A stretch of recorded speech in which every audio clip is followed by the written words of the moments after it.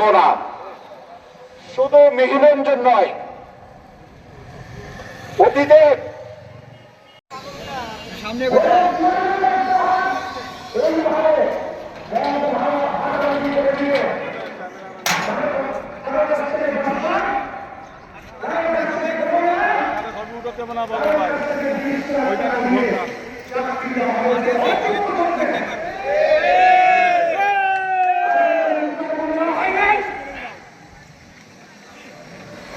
তাদের যোগ্যতা যাচাই না করে ঘুষের বিনিময় এর মধ্যে নিয়োগ দেওয়া হয়েছে। আমাদের আজকের মানববন্ধনের উদ্দেশ্য হচ্ছে সেই দুইটি নিয়োগ অবৈধ ঘুষ দুর্নীতি নিয়োগ বাতিল করতে হবে অবিলম্বে। লেখাপড়া জীবন শেষ করে দেওয়া হয়েছে এবং তাদের সহযোগিতা করেছেন সেই তারা ছাত্রলীগকে সহযোগিতা করেছেন। এর ভিতরে কিছু শিক্ষক, সেই সমস্ত বেঈমান শিক্ষকদের এর ভেতরে চাকরি করার কোন অধিকার নাই।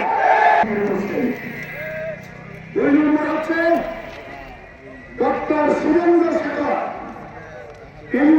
বাংলাদেশের মধ্যে নেককারজনক ঘটনা ঘটল।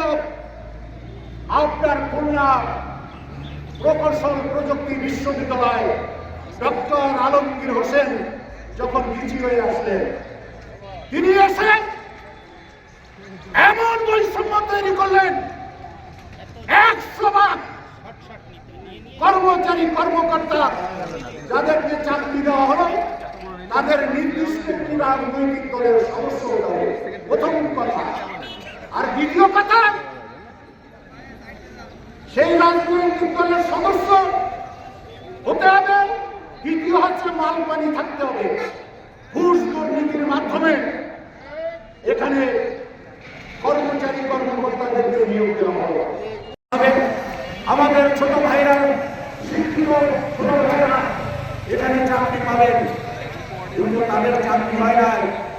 ঘুষের বিনিময় বাংলাদেশের বিভিন্ন জেলা থেকে লোক এনে এর ভিতরে নিয়োগ দেওয়া হয়েছে।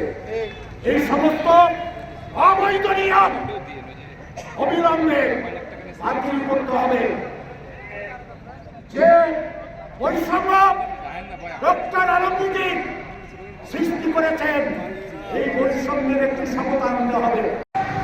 তাহলে আমরা এর থেকে আরো বেশি কঠোর কর্মসূচি গ্রহণ করবো এলাকাবাসীর পক্ষ থেকে। অনেকের সার্টিফিকেট জালিয়াতি করে তাদের এখানে চাকরি দেওয়া হয়েছে। এইগুলো অবিলম্বে তদন্ত করে কারা জাল সার্টিফিকেট নিয়ে চাকরি নিয়েছেন তাদের এই দুই থেকে বের করতে হবে। প্রশাসনিক ব্যবস্থা গ্রহণ করতে হবে।